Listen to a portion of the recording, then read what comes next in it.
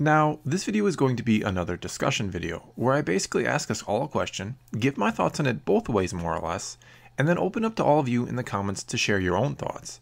And just like the last time, I'll respond to as many of you as I possibly can. However, before I get to this week's question, I just want to touch on last week's briefly, and that was, did Palpatine intentionally lose to Windu in Revenge of the Sith in an effort to lure Anakin to the dark side, somehow knowing he would show up? Now, the top rated comment on this video came to us from someone I'll call Rad, only because I'm not sure I can pronounce that name properly, and if you watch this video, you have my apologies. Anyway, they said that Sidious played with Windu at the beginning, and it backfired, and he lost fair and square, Mace Windu for the win. And this was a sentiment shared by the majority of people, though there were plenty, myself included, who still think that Sidious did plan the whole thing and lost on purpose. However, as many also pointed out, even if Sidious did lose on purpose, it doesn't mean he could have won had he wanted to. In other words, he may have foreseen an eventual encounter with Windu and knew he couldn't win it, so he came up with a plan that would not only see the end of Windu, but also turn Anakin to the dark side, not to mention would allow him to turn the Republic into an empire. There were also those who thought that Sidious did think he could win, but quickly found out otherwise, and when he sensed Anakin was coming or had shown up, he came up with a new plan on the spot. And I do think it's quite likely he could sense Anakin coming, because not long after this, he was able to sense that Anakin was in danger on Mustafar. And sure, you could say they were officially master and apprentice at that point, but I think the bond between Anakin and Palpatine had been something Palpatine had been developing for many years. Thus, he knew when Anakin was coming. Okay, now on to this week's question, and that is doing things that in one way or another change our perception of the original trilogy or add things to it a good idea or bad? In other words, is the original trilogy holy ground that should remain undisturbed, or should it be free game to play around with by Lucasfilm? And I don't mean by changing the movies themselves, but rather by adding new storylines going on during the time period, either in future movies, books, animated shows, comics, and so on.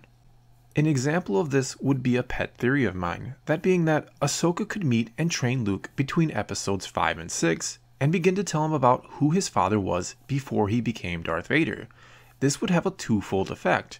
Begin to explain why Luke seems to progress so much between the end of Empire Strikes Back and the beginning of Return of the Jedi, and also begin to explain why he believed there was still good in his father. And though I don't want to debate that particular theory here, but rather just use it as an example of something that theoretically could have happened off-screen or between the movies that would change our perception of the original trilogy. So the question again is, are things like this a good idea and add depth to the story, or should these movies just be left alone? Or is the answer somewhere in between these two extremes, and subtle little additions are okay? Now, the first thing I feel like I have to do here is remind people that each of the original trilogy movies clocks in at a little over 2 hours long and focuses primarily on a very small group of characters. These 3 movies also take place within a nearly 5-year time period, nor do they cover large spans of that time period, and also have huge gaps of time in between the movies themselves, with there being roughly 3 years between episodes 4 and 5, and another 1.5 years between 5 and 6.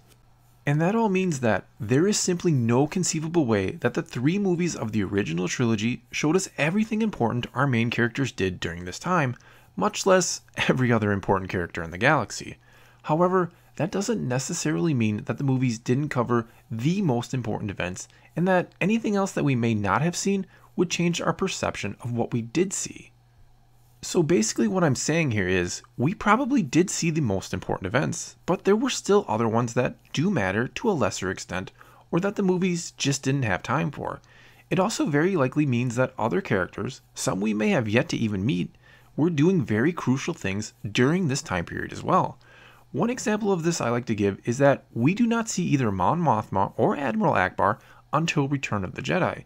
Yet, despite that, I highly doubt anyone would argue that these 2 very important members of the Rebel Alliance were not playing vital roles during the first 2 movies they were absent during.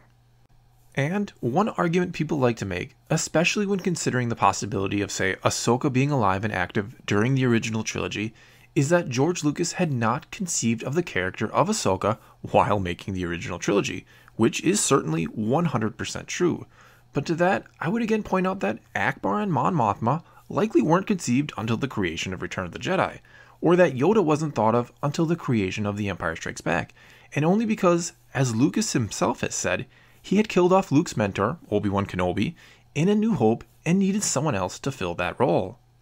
My point is, there is no Big Bang Theory when it comes to the Star Wars galaxy.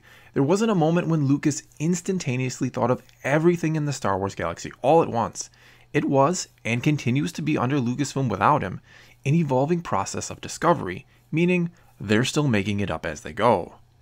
And yet another argument that people make is if something so important happened, why doesn't it get mentioned in the movie? I mean, if Luke met Ahsoka between episodes 5 and 6, which seems very important, why doesn't he make mention of it, especially to Yoda or Obi-Wan? Now, other than the obvious answer that I just spoke about, she hadn't been thought of yet when Return of the Jedi was made, there's also another simple one. We don't always talk about the things that hurt us or trouble us the most. What do I mean by that? Well, if Luke does meet Ahsoka between 5 and 6, and something happens where she dies, and Luke feels responsible, or maybe flat out is responsible, it's unlikely he's going to bring that up with Yoda and Obi-Wan. Same goes for why Anakin never mentions Ahsoka during Revenge of the Sith, which is something I know a lot of people have an issue with. Again, she hadn't been thought up yet, sure, but also, it is a painful subject for Anakin, one he is not going to bring up often, if ever. I mean, how often do you willingly bring up painful parts of your past? Of course, to counter that, these are movies, and movies do have the burden of helping us get to know these characters and what makes them tick so that we can relate to them and care about them, cheer about them, or want them to fail. However, they do have to fit it in a natural way. Very few people suddenly start talking about difficult things in their past unless they need to or are forced to. Nor can a movie like Star Wars allow itself to be bogged down by constant exposition. It needs to show us, not tell us in other words. Ahsoka is an important part of Anakin's past, but not one we need to hear about during Revenge of the Sith. However, there is another way to look at this entirely. Does the time period of the original trilogy even need to be delved into anymore? Is it time to just move on and leave it alone and let our imaginations fill in the blanks that yet remain? I mean, maybe it's time to just focus on the time period starting after the Return of the Jedi ends, and I dare say that's what the majority of fans are most interested in right now. I mean, do we need to know every moment of the lives of Luke, Han, and Leia? Is learning more about them doing more harm than good at this point?